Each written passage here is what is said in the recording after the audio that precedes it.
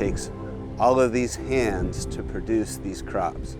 Not one person, not one piece of soil, not just the beautiful sunshine here, but it's all the hands that feed us.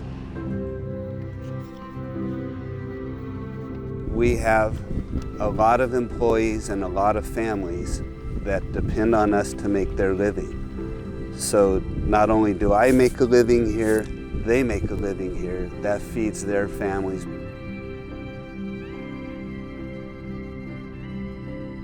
For myself and my family, it bettered our lifestyles, because it gave me an opportunity to have a job. It feeds our family. Also, it produces employees, a lifestyle of their own. It gives them an opportunity to make money. There are at least 1,000 hands involved in growing and harvesting these fruits during the year.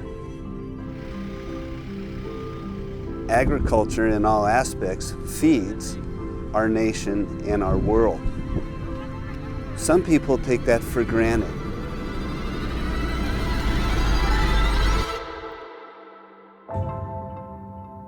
I would like to invite you to come for Farm Day so you can meet the hands that feed us.